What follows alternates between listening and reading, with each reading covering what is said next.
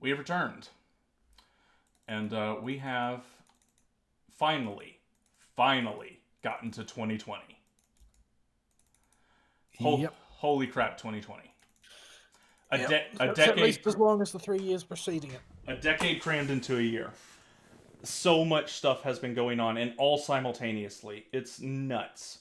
We mentioned the Space Force program happening during the riots that happened this year, and the riots totally eaten its news, and that is going. This is all of these stories can be assumed to be going concurrently. There are three narrative lines you need to follow throughout 2020. If for those of you listening in the far flung future, because you unearthed some my hard drive with Dishonored or something, the 2020 has three events that are going simultaneously of note. First, the presidential election currently between Donald Trump and Joe Biden, as well as the primaries that led up to Joe Biden's nomination. Second, the race riots. There are, because of events we'll talk about in a minute, there are race riots that are a big problem right now and happening constantly and have been going for months nonstop in some cities. Number three, Which is why you need to check the riot report before you leave the house. yeah. And number three is the Comicov, the COVID-19s, the COOF. I can't say some of the more other names Razorfish uses because I don't want anything flagged automatically on our first upload on this channel. So, uh, all three of these events persist throughout basically the entire year, or the majority of it, and are going to be running simultaneously. And they cause the entire year to be breakneck nonstop news every single day, with something happening in one of these three fields, and they are more interlinked than you would think. So, we'll start off in January when the Democrat primaries kick off, I think. So, first, we have to decide between a whole lot of Democrat candidates which one the Democrat Party is going to put up against Trump. Now, this is largely theater on the Democrat side because of the nature of Democrats themselves, both the establishment and the public, where they are so tied to message discipline. I like how they always try and project like the opposite is true. Now, they did a good attempt this time because the left has been trying to court and slowly adopting over time policies of their radical wing, the far progressive uh, identity politics group, the radical left, the Antifa types, the overt communists, etc. And so they stuck Bernie Sanders in there. Buttigieg was in there to talk about how he's going to take all the guns away and rewrite the Constitution. Whole bunch of radical stuff. So they did court that group pretty hard with the nominees. And there were some interesting bits about the primaries, but to save time, I think we just, if you can think of any, we'll go over the highlights. I have a couple. Um, Not really, because like you said, most of it was the theater. The entire thing was basically uh, a way of trying to present like there was some sort of democratic process taking place when realistically it was just pageantry to see, just cast the bones, see how things lie, and then pick a candidate and have all of the others spontaneously withdraw. Yeah, and then they clearly tried to keep the far left courted while sticking somebody there that is not quite as far left as the far left, but is willing to adopt their policies. So not an overt communist, but could easily get there if his dementia hits hard enough. The one attack that became relevant and still sticks, but is not cited very much, is Tulsi Gabbard completely demolishing Kamala Harris. Yeah, that was. I think Tulsi Gabbard is sort of their problem child because she's a little bit. I want to say, almost want to say too electable. Like people actually kind of like her, generally speaking. You could win the And moderates with Tulsi. yeah, she's sort of like a left wing version of Tucker Carlson, and that most of what she says lefties feel makes sense. She appears to be attempting to genuinely speak to the average American and comes from the very odd. I don't know how this is where the 2D axis falls apart but she has more value in the individual than the current left does right now, by far, by country miles. Because the Yeah, she's left, still definitely a lefty. yeah, but her idea of being an individualist versus a collectivist falls very much closer to the individualist line, while still not quite there, than the entire rest of the left, which is if they could have their way, everybody would be part of the Borg. So she stands out in stark contrast to the craziness that is infecting the left. And because she does not keep the message discipline that they threaten everybody with, she becomes a bit of a problem for them, but also makes them have to own up to their lies, even if they it's just the public that now knows that they lied. Yeah, So they could not afford to keep her around though. She's too dangerous because she forces them to either show their true colors or to have to moderate and lose the radicals. yeah, and she did a very interesting job of showing just how pageantry this pageant was and how much theater it was by not getting invited to into the second half of the debates for the primaries. Yeah, they just sort of sabotaged her in plain sight, really. And Google, she actually got some delegates, didn't she? yeah, I think she got a few. And Google kicked her off of the search results and killed all of her ads. They were totally on board with all this. We'll get to them at the very end of all this. But yeah, Tulsi was the X factor here. But at the end of the day, everybody went for Biden because they thought he'd be the most electable to the undecideds, and they could push their progressive policies onto him anyway. Well, the thing is that nobody actually went for Biden except for the Democratic National Committee. Yep. But he wasn't leading in delegates. Yeah, he wasn't. And for the first few states, it looked like Biden was out. And then all of a sudden, for no particular reason, oh, Biden just won the entirety of the South and other areas just because reasons. Yeah, And it was not an election; it was a coronation. They knew who they wanted. They couldn't deal with Bernie because Bernie was not. Bernie would have been another chaos candidate, basically. he would have scared Because all the moderates away. yeah, he has ideas, and they don't like people with ideas. That's inconvenient. They needed an empty suit that they could project whatever they needed to onto. Yeah, and Biden literally has no policy positions at all as a candidate for anything. So he made a very convenient tool for both the establishment and the progressive wing of the Democrat Party, and so he got the nomination through very sketchy means. And you notice it didn't happen until it looked like he was not going to get anywhere, and then all of a sudden, oh, Biden just magically won everything else. And they invented all kinds of reasons for why, including Joe Biden is more favorable with the blacks in the Democrat Party. Like, what? You mean the old school segregationist is favorable with blacks? Really? Yeah, that kind of logic is, even for the Democrats, that's a little too far fetched. So I think there was shenanigans going on there. Most people don't, but my personal belief is there's that Democrat. Really? I'm pretty sure all the Bernie bros felt like they were robbed last time, and there's no way they didn't feel like they were robbed this time. Well, the Bernie Bros are crazy on a good day. So what they actually think, I have no idea.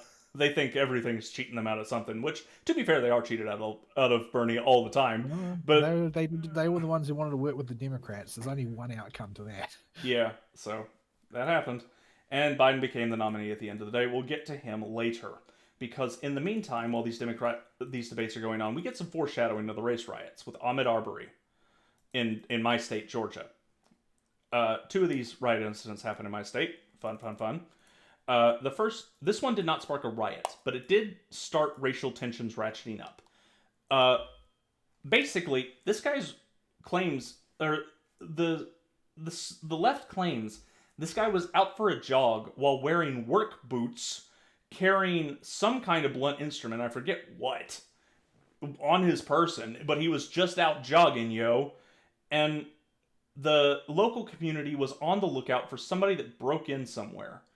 And immediately after a break-in happened, a group, after receiving correspondence with a former sheriff in the area, said, just go put them under citizen's arrest if you find them and you find somebody suspicious, and then you can get it cleared. Thinking, because the race stuff hadn't started yet. And this appears to be the true parts of the story that we do know.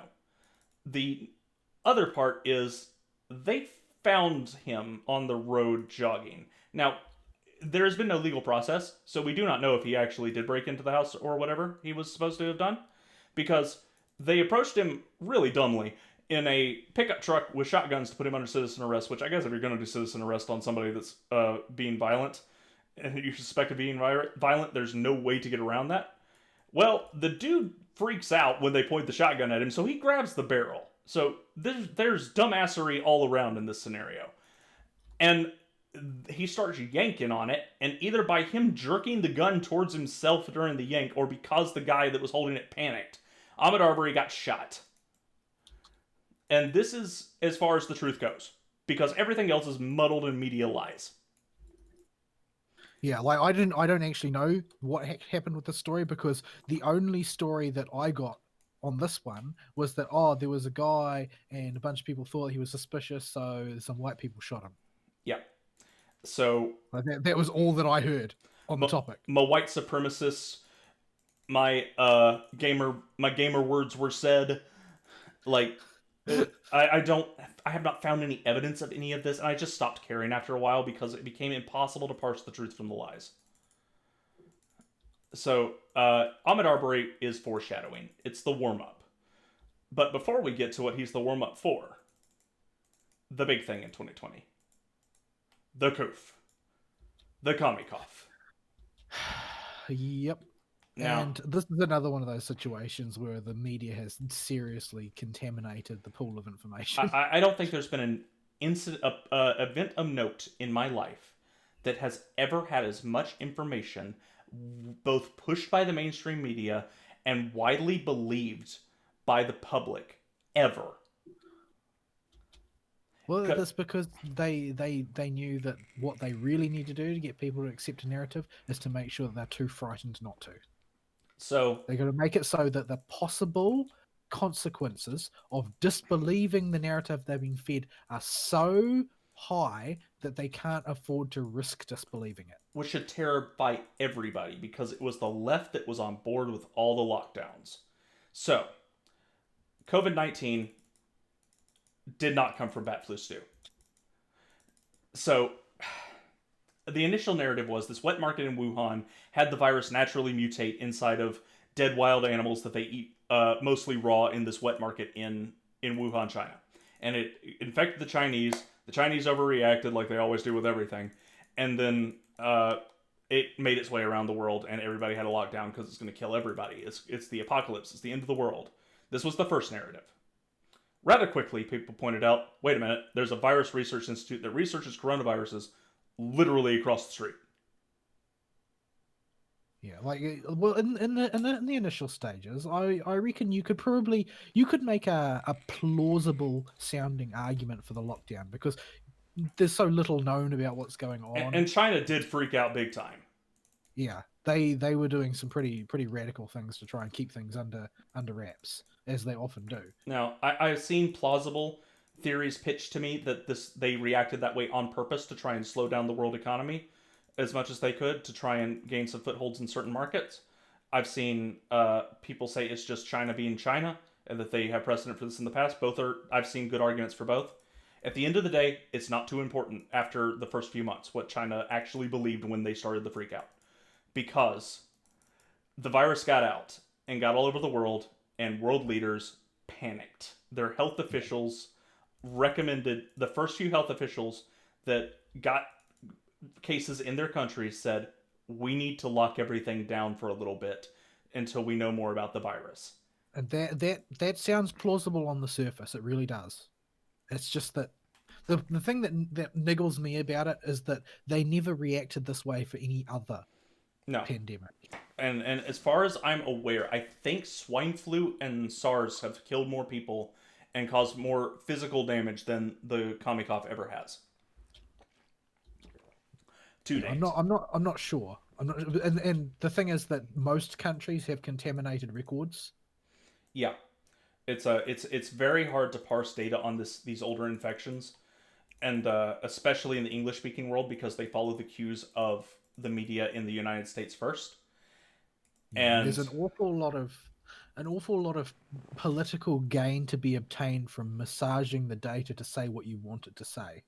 And this was particularly bad in the US. We'll get to that in a minute.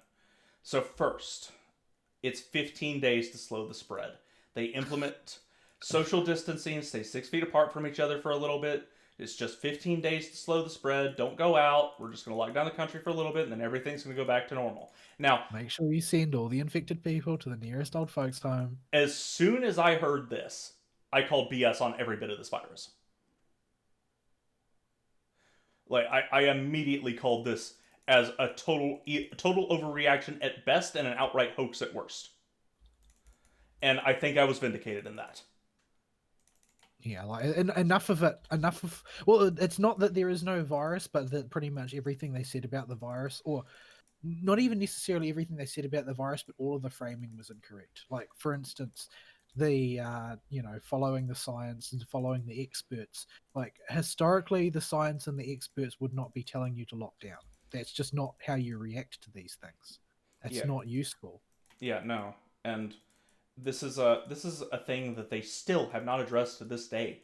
The damage physically to health, actual health, that there's that supposedly these lockdowns are supposed to health physically and mentally to everybody subjected to these draconian lockdowns. And we have seen it just absolutely destroy people. People are getting depressed and committing suicide in numbers that are through the roof that the mainstream media won't report because it goes against the Koof narrative and shows, oh, maybe these lockdowns were a really bad idea.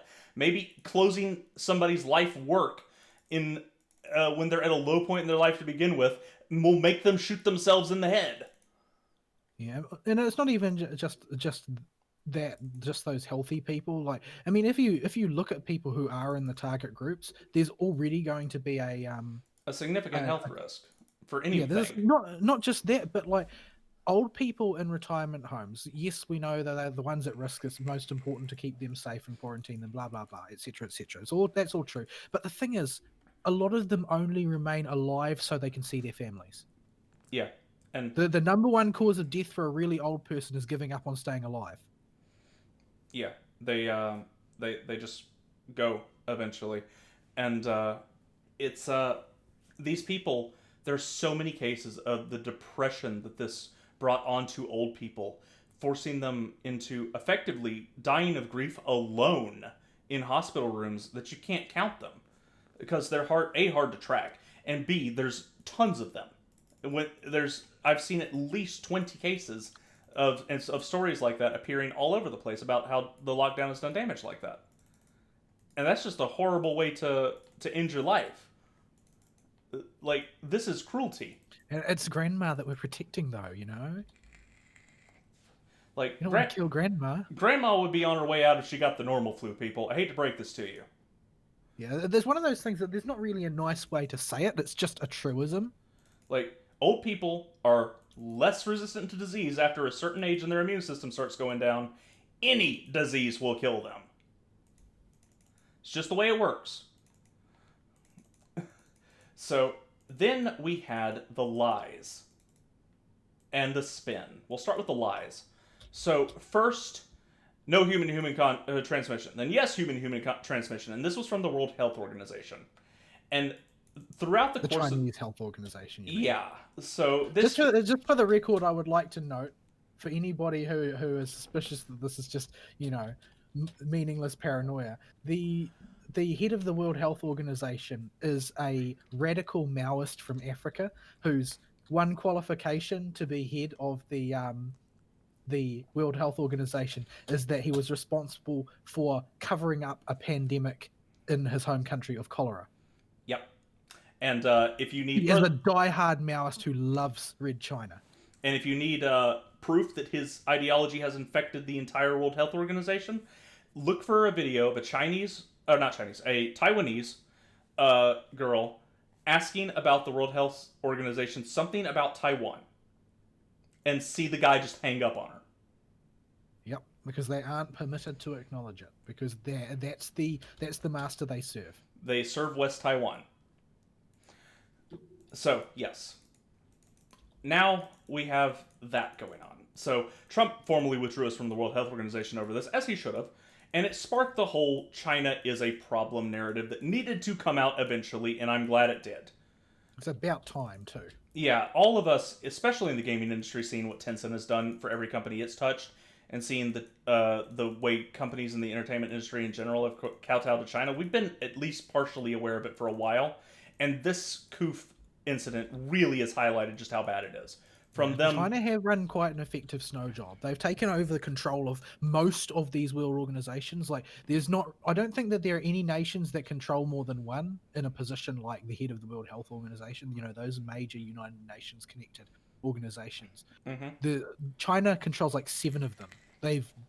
They've gone to no small expense to ensure that they have absolute control over those things. And as far as, you know, people looking into China from the outside, they've done a pretty good con job. Like, I've got relatives on the Chinese side of the family who are totally in the tank for communist China because they've been there. And communist China, like most communist countries, have built a separate China for travelers to experience. yep. Like Cuba's the same way. Even North Korea has one city that is semi-functional when tourists are in town. It is it is something that commie countries do, and they do a very good job with their propaganda, if nothing else. So, China got highlighted as being China to the rest of the world that didn't already know during all this, when their association with the World Health Organization and their complete ownership of it actually became known to the world at large when Trump cut us from the World Health Organization. This did not help with the World Health Organization changing its story on the fly to fit whatever China's current narrative was, based on the interests of the CCP at that particular moment. So all their credibility vanished in a poof of smoke. But only the U.S. withdrew, as far as I know, and most of the lefties across the world eat up the World Health Organization still, but they lost the entire support of the right wing for a bunch of these global institutions, which is a good thing, because it was taking way Well, too long for more some right wingers to get on board with this. more importantly, they lost American money. Yeah, they lost our financial And support. in my opinion, the most important part of this is it moves the United States much closer to my dream of them withdrawing from the UN entirely. Yeah, we need to get the United States independent again, out of these global organizations and institutions. They have not worked. They are just bureaucrats that act as legislative bodies for those within that are in the umbrella that are not elected. It is not proper, especially when they pass laws to cover a vast swath of countries that it does not that it cannot apply to. It cannot apply to all of them in the same way. You just can't rule like that. It's not going to work. As I mentioned before, the people in the sticks of Georgia don't need the same stuff as the people in Atlanta, and that's just in one state. So I am all for these organizations disappearing completely. Yeah, I've been an opponent of the United Nations ever since I was very young. The very first current events story that I studied when I was in primary school was the Rwandan genocide, and all that showed me was that there is 0.00% of the staff of the UN have any level of competence whatsoever to administrate any kind of international crisis. Yep. So back to the Koof. China releases the Koof either by lab accident, intentionally, or from the bat stew flu, if you really still believe that. But It doesn't really matter. yeah, Suffice to say, it's their fault and they covered it up. yeah, and they lied. China lied. People died. It became a meme for a while, and then the left tried to co-op it, and it didn't work so well. Like every meme, the left tries to co-op. So next we had the domestic lies, lies about how the virus operates from people that have no clue. And we see the rise of the exalted His Highness, the excellent, the grand Dr. Fauci, according to the mainstream media. And it should have been a red flag to all conservatives immediately when he was preferring CNN as his go-to news source to talk on. Like, it should have been a warning in bright neon lights. If that wasn't a warning about Fauci, it should have been his full-throated endorsement of Hillary Clinton. Like, the dude's a snake. And I bet Trump overlooked him only because he thought he would never be relevant. Yeah, I am no fan of Dr. Fauci. He's never failed to deliver on any of the things that he claimed he would do in the past. Um, and for some reason, a large portion of your country now worships him as a god. Yeah, I don't really understand it, but I saw Fauci action figures on the internet last night. I pretended you didn't even send that message. It hurt too much. So yeah, our director of public health or whatever he is in the government, the big chief of health position. We have so many department names, I get them all mixed up and forgotten half the time. He went off and he gave all kinds of mandates about how we need to stay locked down and how dangerous the virus is. And also, people will know he has a vested financial interest in this because guess what he has investments in? Vaccine companies and pharmaceutical companies. So he wants to wait for one of them to make some serious dough off this so he can get some money. Whether or Still not that's waiting on that AIDS vaccine you promised, though. Yep. So, and to top it all off, we need to wait for a vaccine. And I'm critical of Trump on this because this is dumb. We don't have a vaccine for the common cold. And this is just a variant of the common cold type of virus. So, I don't see how we're going to make a vaccine for something that's in the same ballpark as something we haven't been able to cure or make any kind of treatment for other than drink water and here's a few boosters for your immune system for literally thousands of years.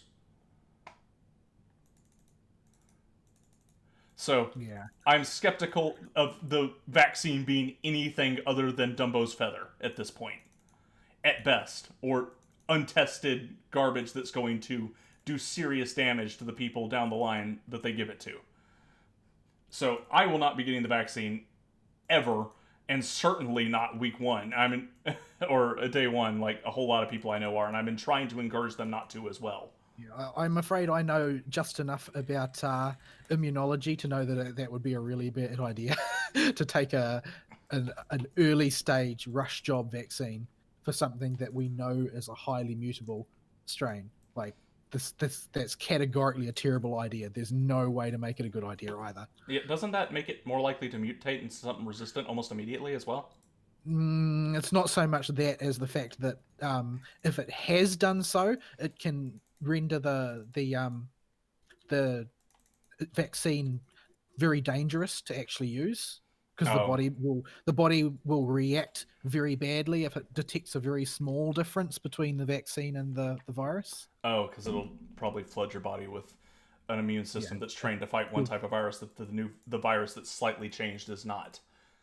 yeah, it's basically it's a bad idea, and everybody or the thing that bothers me about this as a scientist is that none of this is like new information.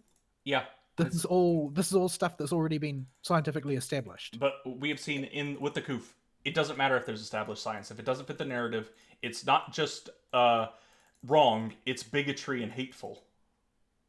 And you're trying to kill grandma. Yeah, and you're trying to kill grandma. And this, I think, is made. While you focus on the virology aspect of it, because you're a microbiologist for realsies, the mask mandates are what stand out to the layperson. Whether Yeah, they support them or I have to wear disagree one with at them. work because I'm in a coercive situation where I could lose my job if I don't. Even though I know that there are risks involved in wearing one and that there are very few benefits of any kind. It, as far as Other I than getting to look like a ninja all the time, which is kind of cool, I guess. no, I think ninjas are out for at least a decade after the masks. Yeah, yeah, they've sort of ruined that. So I mean, Biden looks like freaking Scorpion from Mortal Kombat whenever he wears his big giant black mask. So, yeah, the mask mandates. None of the science supports any of the stuff the media says about the masks. Period. End. They can do serious damage to you if you are in high intensity activity, as some poor high schooler found out when his principal ordered the entire football team to wear masks. And one guy, I've also heard of a couple of car accidents from people who grew faint while driving. yeah, and you're wearing the mask in the car. Yeah, that mask is really protecting you. And then there's the case of you're breathing in the same air that's been circulating through your lungs a little bit each time, and it's getting more and more stale. You're touching your face, and so you're, in addition to not getting as much oxygen and breathing stale air, you're putting everything you touch with your fingers all over your face that you normally wouldn't do probably because you're futzing with a mask. It's just there's a whole lot of stuff, and the only reason I could think to wear one is if you are exhibiting strong symptoms like a cough or a regular runny nose or sneeze, where you're going to be touching your face anyway to cover your mouth. And you wear a mask, it may not spread as badly. Yeah, you should really be staying home anyway. Yeah, and at that point, why are you going to work or school or Yeah, whatever? there are a lot of issues with it. The worst ones are the people who are smugly wearing those N95 masks. Oh yeah, that's And an N95 mask may provide you with a modest amount of protection from droplets. oh. Except that you will expel all your own droplets everywhere. It will not protect anyone else. I Period. also I also love the people that use the ones without a filter in them and also reuse the exact same mask every day. Yeah, the cloth mask thing, like those have been shown, like those are popular at my workplace simply because the company provides them as an option. Um, but yeah, needless to say, they're an awful idea, and they they get filthier and filthier over time. And generally speaking, they have been shown, through actual studies by actual scientists, not people who are just pushing masks because they think they're cool. Um, they've been shown to have less effect than a disposable surgical mask by Yes. about 50%. It's not a small difference. And the surgical masks don't have much effect to begin with, but the cloth ones are a lot worse. Mm-hmm. So all these little bandanas you see people wearing, not doing anything for anybody.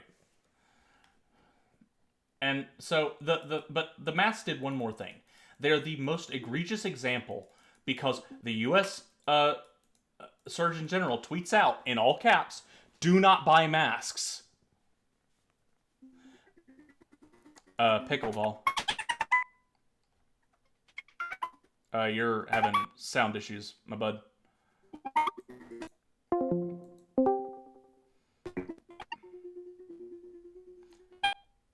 Yeah, you need to reconnect because you're.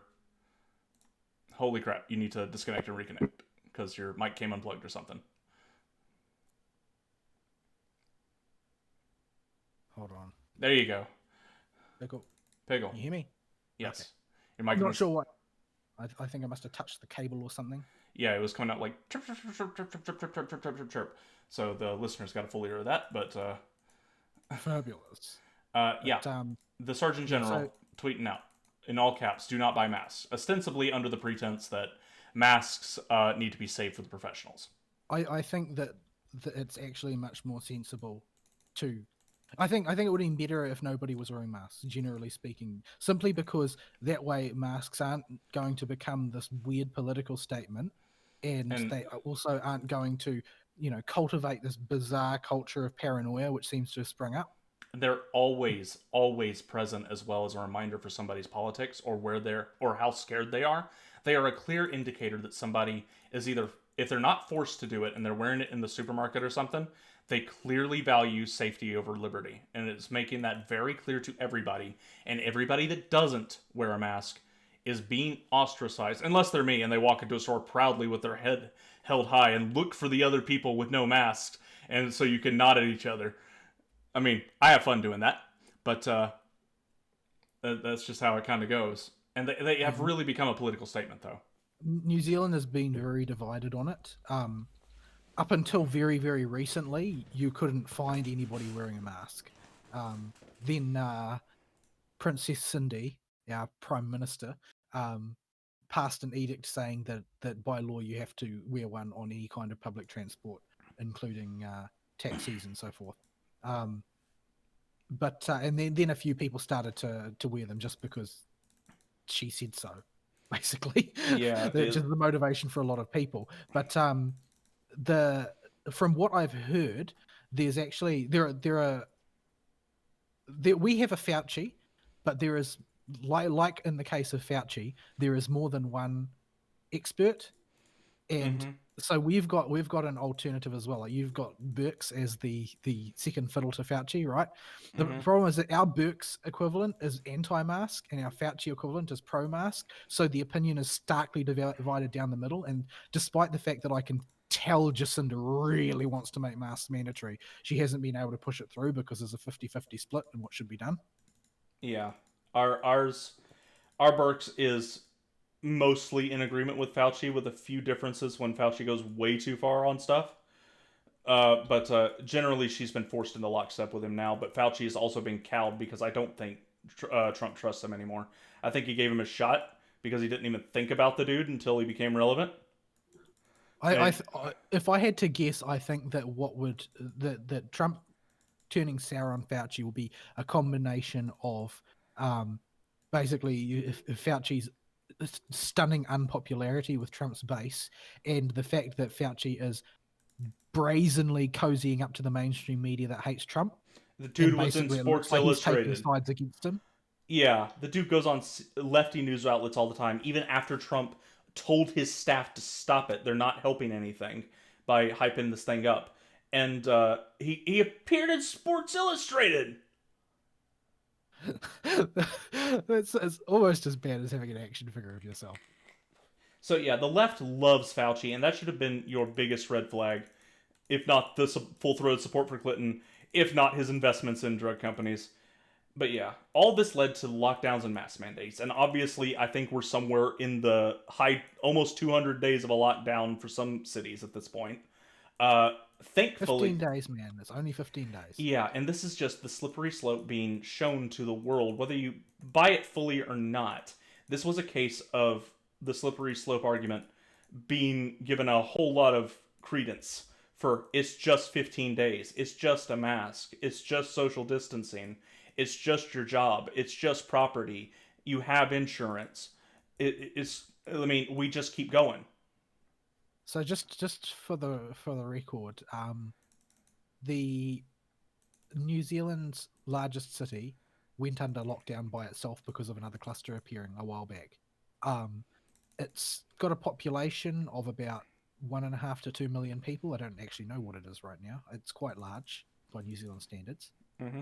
And I think it was calculated that the cost of the lockdown was roughly a $500 million New Zealand dollars per day Mm-hmm. for one city that is small on the scale of an American city. Yep. And American cities are obviously many times as big for some of them. And yeah, the cost has been astronomical in every city, I imagine, although good luck getting accurate numbers. The biggest, I personally was not as affected by the lockdown as I could have been.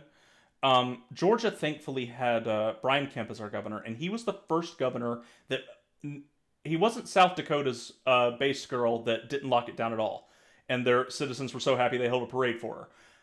But he was one of the ones that bought into it at first, and after the 15 days, he said, okay, screw this, and immediately moved to start ending the lockdowns in his state, and formed a coalition with southern states around him that were also conservative, and said, we need to open up as a group, and spearheaded that movement. So my state opened up pretty fast, and during the lockdowns, we were declared an essential service, because without what my company does, you ain't having poop moved out of your house. Nobody will sell you pumps to get poop out of your house. But I thought that people in Atlanta thought that their poop didn't smell. They think it doesn't. I can guarantee you they're wrong. But yeah. So while we had the business open, we ran into this conundrum where nobody's calling, or we're just cleaning up jobs we already had. We weren't getting any new jobs, and our jobs have several months, half a year sometimes, of lag time. So now we're at a situation where we're completely billed out with no jobs ordered and a ton quoted because the lockdowns just put a stop to any new jobs starting up. And so now that everybody started and getting to the point where they're calling us for quotes, that's great, but we don't have anything else ordered because we gotta wait for them to order now. So our revenue stop came later. And there's all kinds of weird financial situations that a total lockdown will cause like this that's going to shutter small businesses as well. It's not going to shutter. Well, it has. Or an article saying that it's something like 50% of businesses beneath a certain size have just already imploded in California. Yeah, well, California has other problems too, but yeah, the lockdowns have done serious damage, and we were declared an essential business and we're allowed to keep operating. It's just none of the people that are normally our customers, big contracting companies that build really big buildings, had any customers to build stuff for because they were all locked down. So, yeah, that was my experience with the coup from the lockdown. And there's two more points to bring up with the COOF. The first one is hydroxychloroquine because it's relevant to the left's attitude and has become kind of a joke all year, and but shows just how quickly they are to. If Trump said water was good, they would all dehydrate. So, Trump, how about you get on that, bro? Yeah, how about that? I heard you breathe oxygen. You should give it an endorsement. Um, Hitler did that. yeah, that, that's my favorite go-to whenever somebody says somebody else did something too. Like, yeah, well, Hitler liked dogs and breathed air too. But yeah, so hydroxychloroquine is a well-known treatment for other types of coronavirus and what's it actually used for? The thing Malaria. Malaria. And So malaria. it's been approved for a very long time. Yeah, it's not. There's no danger involved in its use. Yeah, and so you take hydroxychloroquine with zinc, and it does a good job at suppressing the symptoms and making the virus clear out of your system faster. It's pretty much been proven this is the case. The science was everywhere for years before the COOF hit. And initially, when the COOF first started going around, it was touted as a possible solution and was being tried by some people, and Trump mentioned this. And then the entire media turned on hydroxychloroquine like their sharks and hydroxychloroquine had just cut its arm. And hydroxychloroquine became evil. And this got construed so badly that they were saying Trump was saying things like inject bleach into yourself. And some lady murdered her husband by force feeding him fish tank cleaner. Well, I mean, it's pretty obvious she was just trying to murder her husband. Yeah, this had nothing to do with the coup. She just used it as an example to also get a dig at Trump, I guess. But yeah, this is murdering your husband to own the conservatives. Yeah, that's a new libtardation right there. So the COOF in general has been a giant problem for everybody, I think. Just because of the way it's infected, no pun intended, the culture as well, it's become so political. And it is frustrating if you're on the anti-COOF side because half of your cohorts are not full-throated against the COOF because they're scared because of the fear-mongering and how constant and persistent it is. It's not even good fear-mongering. It hasn't been a successful message in the traditional way. It's been successful through sheer tenacity and how much the media will keep this narrative going and not let it go. Like, every other country in the world is opening up, but you have states like San Francisco, or states like California with San Francisco and other cities in it, and New York, they're locking down harder. Like, what? You've seen them take the death tolls off of their running coronavirus case trackers on all these sites fear-mongering and replace it with cases, as though that means anything in terms of data. Well, I mean, the case demic is a very efficient way of generating a panic if that's what you're after. Yeah, I mean, it is. It just doesn't...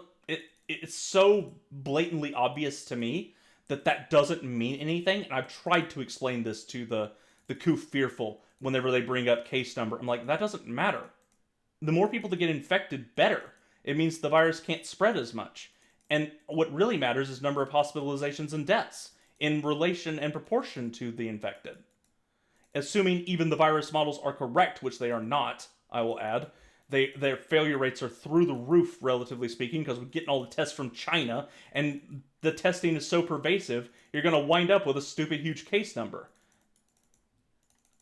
And also, we have a very serious problem in the United States, where we offered additional funding in the first coronavirus bill, because Rand Paul wasn't there to stop it, to any institution that, based on the number of coronavirus cases they have, any medical institution. Any coronavirus cases they are treating, they receive additional funding. So there is incentive to not just lie, but completely make up cases and numbers to get yourself more money. What? Who thought that was a good idea? How can you draw the conclusion by any means that would not be relentlessly abused? And in fact, I don't see how you could resist if you don't have much in the way of ethics. Like, you see case after case of states that are having to reduce their coronavirus numbers because they actually found hard evidence that a hospital completely lied about their numbers. Yeah, it's the United States has some of the worst the worst recording of actual cases of any country in the world as a result of this. There's Yeah. not really any two ways about it. They've made a terrible mess. And Trump made a mistake attaching himself to the number of tests he's doing. I don't think he understood very well what was going on and what would happen. He was Well, it's looking. not his job to. Yeah, It's not really his job to understand. I mean, about the principle that the principles of the statistics surrounding false positives, and in fact, in practical terms, most doctors don't really understand it. yeah. It's a statistics issue, not a virology issue. Uh, this is a study of something that is not a health thing. This is falls more in the line of sociology and civics, or just basic statistics if you want to go the mathematical route.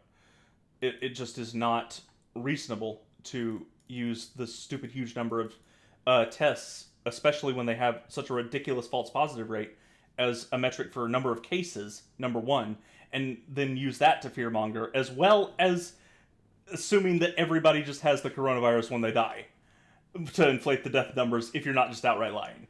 This is not helpful. And I thought this was a Babylon Bee article. I swear. I saw a headline on CNN. Couple dies in meth lab explosion of coronavirus. I thought it was a Bee article. I was like, surely the Bee made that one up. That's not real. These past 4 years have made me go, okay, it's definitely not. It could not be a Bee article. I could see that happening, but that one was so ridiculous. I'm like, there's no way that's not a Bee article. No, it was a real headline. Well, we're sort of at the point where we should not permit ourselves to be surprised by anything anymore, I don't think. That headline was the point where I said, nothing's off the table. I'll believe anything is real at this point if there's enough evidence for it. The media is just a bunch of liars. Like, I was already at that point, but I completely broke with that headline. Something clicked that pushed me into the radical extreme version of the media is a bunch of liars from just the generic, yeah, the media lies with everything it says. Fake news. Fake news. Yeah. So, yeah. I do not trust a single word that comes out of any media outlet now. Yep. Well, the coup was a disaster, and it's mainly a disaster because we made it one. Yeah, it is a. That's the short version. It's a social virus. It is the social media virus, especially because this. I think the coup did a very good job of showing the weakness of social media. If people were willing to pay attention, they would realize a lot of the mass communication and fear mongering has come from people fear mongering on their own to their friends and family on social media. Yeah. And it just has not. It will not be addressed, but it may be useful later when we cite stuff against social media as a whole in future cases that may or may not become relevant. So that's what I hope. That's about the only good thing we can get of the coup at this point, because it has just been so destructive, financially and as far as health goes. And we touched on Cuomo and Whitmer and others sticking old folks in nursing homes that had the coup to kill more old folks to inflate the numbers. Literal murderers. Apparently, he's palmed the blame off on Trump, but I'm not quite sure how you even make that case. The media will just say it, even if it doesn't make any sense. It goes back to a couple dies in meth lab explosion of coronavirus. They'll just say anything. It doesn't matter how much sense it makes. So, yeah. Then, I think that's it for the coup. You got anything else before we move on? Because the coup is a pretty big topic. No, I've said a bunch of stuff on the coup on the main show, explaining in that how you arrive at large numbers of cases that actually represent small numbers of actual cases. But yeah, it's an artifact of testing. A lot. The thing that bothers me the most about the coup, other than the very real human toll, is the complete abdication of scientific responsibility. It's not like we don't have science by which we can interpret and understand what is going on in this scenario. I mean, we aren't going to be able to guarantee we'll get it right first time, but we do have information to work with on the way these things have worked in the past, and people have purposefully, as far as I can see, avoided using the information that we have at our disposal. It's been really, really cringy to watch as a scientist, the way Yeah. they've completely abandoned science. Things like uh, the idea of asymptomatic spreaders.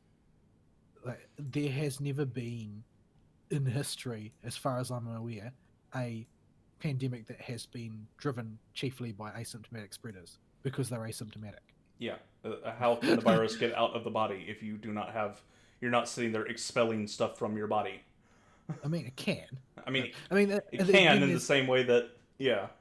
yes, it's technically possible, but I mean, there's other things as well, which I feel like that's selective failure to mention. Like you may remember a while back, Fauci took a punt at promoting the idea of wearing goggles Hmm. as well. Now, the thing is, I've seen face shields in cars. yeah, well, I mean, see, the thing is, that's not, it's not a ridiculous suggestion just because it sounds ridiculous. The reality is that when droplets land on your eyes, they will be carried into your sinuses. Yeah. That's just the way all the pipes are wired up. That just happens. The thing is that he knew that. There's no way he didn't know that, and yet he just allowed the mask thing to carry on as though masks were meaningful on their own because it was convenient for him. Yeah. He was not paying attention to the science at all. Because if he was, then he's like, oh well, I mean, it's all very well wearing a mask, but since that doesn't do anything about the virus that gets into your eyes via the ducts and it gets into your sinuses via the ducts from your eyes, then you're ultimately not accomplishing anything. He didn't say anything about that. It's just all masks all the time. Yeah. And I think even more so on from the layman's point of view, less so on the virology aspect of it, is just the truism that old people, when they get any big disease, like even just the regular flu, die. That's just not mentioned. People are scared to say it. Yeah, They, you can't stop people who are elderly from dying. They will. That's part of being old. yeah, Is that eventually your number will be up.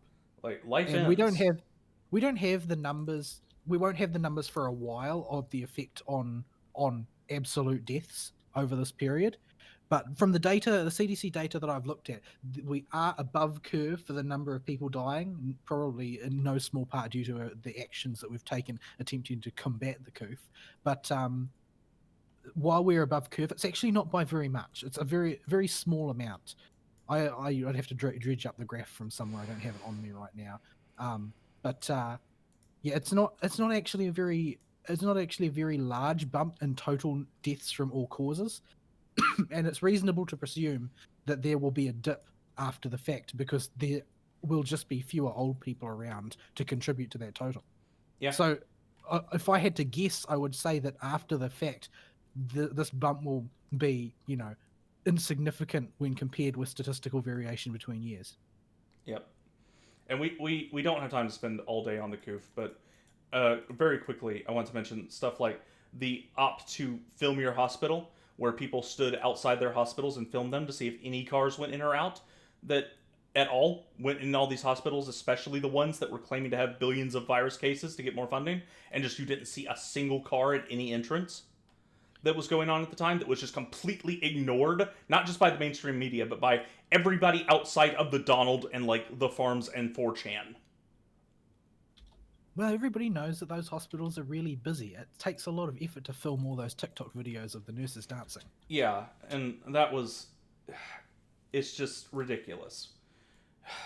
And there's so much misinformation about what has happened while the coof has been spreading and what the coof has done, who's been infected, what the case count is. We will never, ever know what really happened with this thing. It would not surprise me if somebody came out and said it was literally the common cold that comes around every year, and because we freaked out, we made it worse. Yeah, it wouldn't surprise me very much either. It's because it is the common cold. There's not really that much difference. It's just, even if everything is as they say it is, it's just a slightly more dangerous version of the common cold. Like It's you ever have a bad winter when you had to stay home from work or school for about 3 days where you just really got sick? That's what this is going around to everybody. It's just the really bad version of the cold that year. Yeah, there's a pretty severe dearth of celebrities dying from it, if you ask me. Unfortunately, in some cases. Yeah. So we need to move on to the next big topic, though. We Next could topic. we could be here all day about the coof. Go do the research on your own if you're still skeptical, or ask us and we'll talk to you about it later. So next, George Floyd, George of the Jungle, strong as he can be, or strong but he can't breathe. Watch out for that knee. I had to stick it in. I had to. But so George Floyd was a man that tried to pawn a fake $20 bill off to a cashier at a convenience store somewhere for something. Not really relevant. He probably didn't even know he did it. But the dude was a guy that was supposedly, if you listen to the mainstream media, just getting out of prison, reforming his life, and moving on from his days of robbing pregnant women at gunpoint while you ransack their house for money and or drugs. Specifically because of fentanyl and drugs like of that nature that are around and you are addicted to and or want to sell. Well, according to the media, I forget the guy's name. On May 26th, in 2020, George Floyd has an officer, I forget his name off the top of my head, kneel on a video surfaces of an officer kneeling on what appears to be the carotid artery on his neck or something that and he is screaming he can't breathe while he's on the ground, and it stays like this for 8 minutes. And George Floyd eventually dies of, at the time, unlisted reasons, but suspected asphyxiation, which doesn't make a bit of sense right away, because you'll notice he was screaming the whole video, he can't breathe. If you can, Yeah, it's sort of hard to scream if you can't get air through your neck. So I'm going to head off the narrative right away instead of playing, like, we'll reveal it later. What actually happened, as video and evidence that has been both leaked very much to the dismay of the Minneapolis court from their courthouse as evidence. There's footage of Floyd saying he can't breathe while he's standing up and not resisting arrest, but having a clear freak out that first came out before we get to the point where the officer has his knee on Floyd's neck. Second, it is later seen that Floyd swallowed a absolutely absurd amount of fentanyl because he was afraid he would get caught with it probably right before this incident started. We have this in pictures and I think on camera as well, I can't remember, of him swallowing this stuff. And it is a ridiculous amount. Like, it is also, even before all this, it came out from the hospital after, or from the EMT or the hospital, I forget, that he died of a heart attack, of some kind of heart or circulatory issue caused by, a drug in his system that's he's ODing on big time. Now, the police at the time had no way to identify him swallowing this stuff or what it was, and he is clearly tripping balls in the first video. It's not even questionable. And so, that is not the story that gets told, though. The Minneapolis Police Department, for some reason, and the judicial branch in that area for that city, decided and the DA all decided most of this information needs to stay under lock and key, and we'll just show the video of the officer kneeling on his neck. We'll let that one get out. This is the single most malicious act in all of the riots we're going to talk about that spawned from this. I think the negligence of releasing that information to the public after the public is having a major outcry when they have not just bad information, but are being sold a lie that is completely untrue, is not just negligent, it's criminal and should be treated as domestic terrorism. Yeah, it seems hard to credit the idea that it wasn't done for ideological reasons. That it wasn't done because somebody wanted the situation to degrade as much as possible, as fast as possible.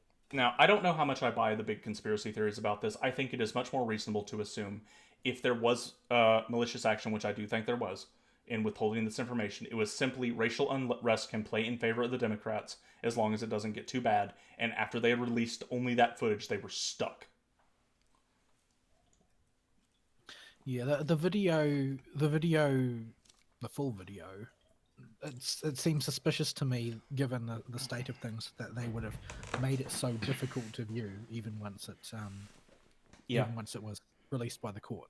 and it wasn't released by the court; it was leaked out by Well, it somebody was there. leaked by somebody who went in for an officially booked viewing of the court videos, because they Yeah. did allow the media to book it, which makes me suspicious because by and large the media aren't going to reveal anything inconvenient for their narrative. Yeah. So I don't know who leaked it, but it did get leaked, and the DA was ticked. And those of you that are alive in 2020 currently know of the riots and how bad they got. It still should be fresh in your memory, although it seems to be the Democrats and the media is trying to make you forget about it. But it's Well, still, yeah, because it's starting to become obvious that they only happen in places where the government in place is willing to accommodate them. yeah, it was obvious from the beginning, but the left their base just ignored it until it came to their street, which they realized, oh wait, most of our base is the large cities, and every large city is having a total chimp out at some point during the months between uh, May 26th and now. So the first night of riots was the most memorable one. It was a genuine surprise, and our good friends Black Lives Matter come out in force. And they start a protest that turns violent, hence the name of this show. It is mostly peaceful, except for all the burning, looting. This was codified by a CNN reporter standing in front of a burning building and saying that the riots are mostly peaceful. The fiery but mostly peaceful came at a different anchor standing in front of it. But that only goes to show how lacking in self-awareness they are, really. They did this twice. There's a fiery building behind you. It's like, oh, it was mostly peaceful protest. Fiery, but mostly peaceful. Like, are you kidding, man? And the whole building is not just on fire. It's ablaze behind the first guy in Minneapolis. And the narrative is immediately clear what's been handed down from the DNC. These are mostly peaceful protests that just turn violent. And we have the DNC hand down their edict to every DA, every governor that says, let them happen. Sacrifice your people, sacrifice your major cities, the business, the infrastructure to the mob. And the mob has a field day for months.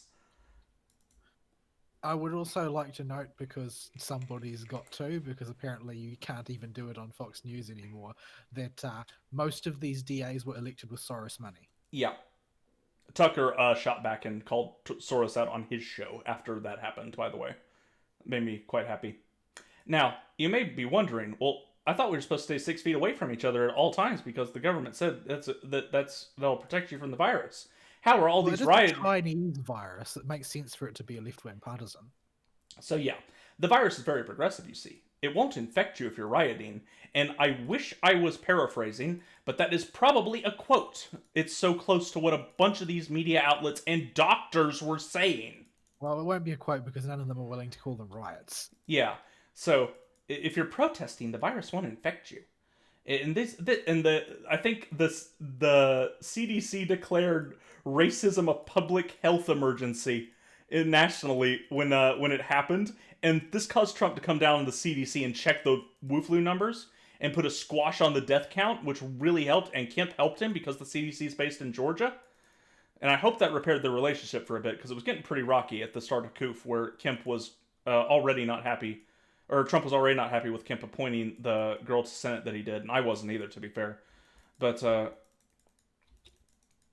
yeah, the CDC declaring racism a bigger and more important national health emergency than the COOF actually helped correct the Wu-flu numbers, and it looked for a while like they were going to move on to these protests as the new narrative. Look at what the Republicans are doing to our poor minority communities.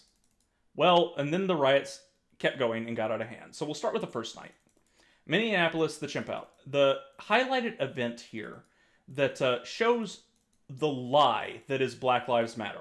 An organization that has taken a phrase as its name and means the exact opposite. True Orwellian garbage. In the death of David Dorn, a retired cop defending his friend's pawn shop during the Minneapolis riots. I don't know if it happened day one. I think it did. I'm not sure though. Uh, it's been a busy year. Well, and the rate at which it actually made its way through to coverage was also disturbingly slow. Yeah, and David Dorn was barely mentioned. David Dorn, by all accounts, was an upstanding citizen with no evidence of a criminal history, unlike Floyd. Well, wasn't But he a cop? yeah, he was a cop. He was an upstanding cop. Served his community well liked in his community, and he was a black guy. But Black Lives Matter. Black Lives Matter doesn't care. His life didn't matter. So he gets shot in the head, and there's a very tragic video of a guy showing his either dying from the bullet wound in his head or dead corpse as he's saying, "Don't do this to me, OG. Don't die on me, OG."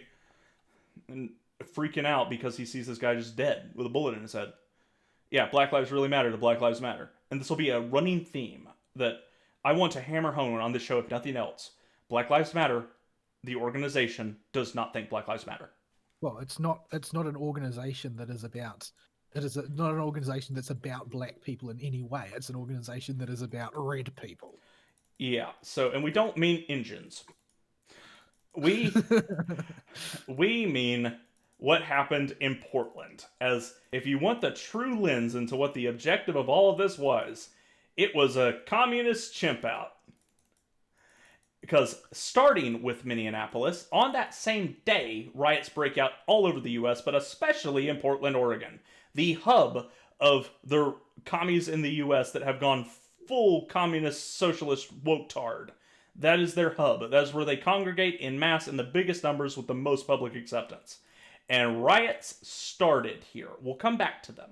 But ostensibly these are caused in protest for George Floyd's death. But they're still going on as far as I know. I think they left for a few days recently, but I'm sure they'll be back. But they went for, I think, 100 days without stopping of them doing stuff. We'll cover the event in Portland as we get there on the timeline. There's one event that involved Trump that we'll get to in a minute, but Portland started chimping out now. So, as they do. It is a city that's already controlled by Antifa. So with the permission of their administration. Yep. So next we have, after those riots are starting to die down, there's a riot in Atlanta that doesn't get very far and gets shut down immediately. And then in Atlanta, we have another incident with cops and a black man that gets a ton of media attention. And you'll notice, once all the truth of these things comes out, none of these incidents are a big deal. Like, these people are violent or are causing a problem in a way that unfortunately has made the cops have to respond in kind. The media literally will take any incident of a cop enforcing the law on a black individual and turn it into this big racial justice cause without any facts, or if they do have facts, they will just ignore them and say Moacism. And this is a case of this. Another case of media gaslighting, but at this point we're pretty inoculated to it. In Atlanta on June 12th, Rayshard Brooks is drunk in a Wendy's and passed out in the drive-thru. Cars can't get through the drive-thru. He's passed out. The owner calls the cops because there's a car with the drunk guy in it that's totally blacked out and not moving. Well, it turns out Rayshard Brooks was on probation. And obviously. yeah, and he can't afford to have a infraction on his record because he'll go back to jail. And so the cops get him pulled off out of the drive-thru and sit him in the parking lot and pull him out of his car, and they're talking to him. They give him the sobriety test. He fails with spectacular colors, and he then starts fighting with the cops. And this guy is strong, throwing these cops their whole bodies all over the place. This Rayshard Brooks guy was a tank, and he starts running away after he snatches one of their tasers. And he's sprinting through the parking lot. And most of this is on the security cameras. It's pretty undeniable between the body cams and the security cams. This is exactly what happened. You can see him turn with the taser in hand, aim it at the cop, fire it, and the cop before he does this, the cop tries to tase him with his taser because there was two cops. The one that didn't get his taser stolen attempted to tase and missed. The Rayshard Brooks then turns around, fires the taser he stole at the cops, and at this point, they are probably so disoriented from being literally chucked whole body around by this absolutely ridiculously strong dude that they were a little shaken up and just see a weapon being pointed at them, so they respond in kind by shooting him. They do their best to try and save his life on the field. It's noted by every witness that was there they tried to desperately save his life after they shot him, and he still died. Now, the DA immediately declared this first-degree homicide that needs investigation and to be prosecuted at the federal level. Which is, of course, complete bullshit because the statute in it's Georgia, right? Yeah. That one? Yeah, the statute in Georgia for deadly weapon includes tasers. Yep. So they were blatantly defending themselves from someone with a deadly weapon. Yep. So not even remotely possible. And it was their own dang law that made tasers a deadly weapon, by the way. The left was the one that pushed that in every state it got passed in. And I think it's specifically Atlanta's ordinance that has it listed as that. So it counts. And, well, people riot in Atlanta now. And resume rioting in some cities all over the U.S., and Portland continues and uses this as more fuel for their literal fire. Now, the funny part in this part is that CNN, who has been gone from the accepted neutral-ish, but still slightly left-leaning name in news, to the total DNC shills that they actually have been all forever, and have their headquarters in Atlanta. And their HQ was not exempt from all this. And got totally wrecked. You chumps wish you thought about that one beforehand. So yeah, CNN HQ gets wrecked, and this riots did not continue because Kemp is not having any of it and sends the National Guard in within 24 hours. It does not. There are minor protests that attempt to spark something the following nights, but the National Guard is around, and I think they were armed with live ammunition. And so they didn't try anything. What it really goes to show, though, is that these things can be put down if the administration has a will to do so. And you don't even need the federal government. You just need to let the police and the National Guard do their job. And these people won't even attempt to cause trouble. So, this one particularly affected me personally, because I live in Georgia, and I live in the ballpark of Metro Atlanta. I'm on the very edge of it, Metro Atlanta, and the northern version of the sticks. And, this made it so that there would be riot warnings or outright violence or vandalism or protests that were blocking the road everywhere. I took a picture of it and posted it on the forums at some point, and I think I posted it in the Discord a while ago, of driving by one of these things, and the road is just completely swarmed by these people. And you cannot go anywhere. Because it is the most obviously artificial opposition endorsed garbage I've seen in my life. Like, these people are paid to show up in droves like this. You don't organically get this many people for something this obvious. But the place was swarming, mostly with white people, as will be a running theme at these riots, who are ostensibly protesting for Black Lives That Matter.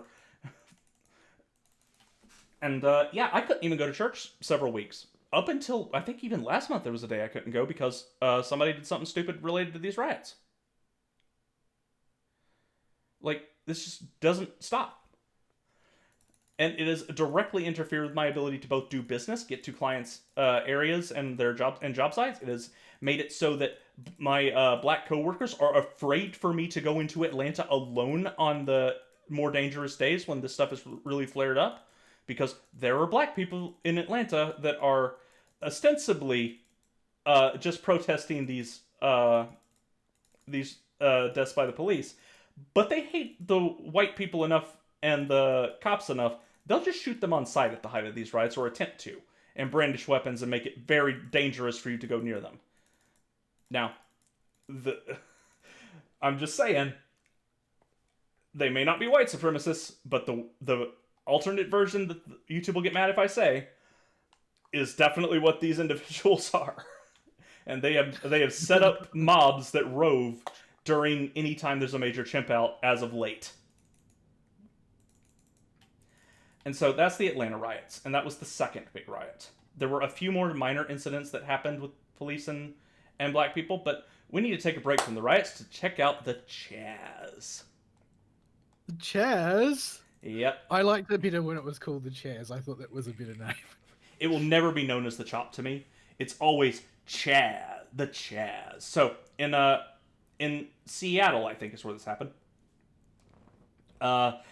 The lefties in that town, the commies and the super lefties specifically, the super progressives, decide they're done with the United States. So they're going to set up something known as the Capitol Hill Autonomous Zone by taking over Capitol Hill and all surrounding blocks around that area. It was like something, it got really big by the end of it, several blocks long, taking up a good chunk of the city, of this area that declared itself independent from the U.S., i.e. Sedition. But, I don't prosecute the people, unfortunately. And so they called themselves the Chaz. Now, initially this was led by some girl that, or some trans girl or something. I don't even know if she was a real girl or a guy pretending to be a girl. But she had a lesbian lover that outed her as an abuser, and so she got cancel cultured in the Chaz immediately. And the Chaz was immediately taken over by the most appropriate named individual on the planet. Yeah, I thought that this is oh no, this is like a movie or something, right? You can't make this stuff up. Raz, the warlord of the Chaz. He owns an Airbnb franchise, by the way, in Seattle.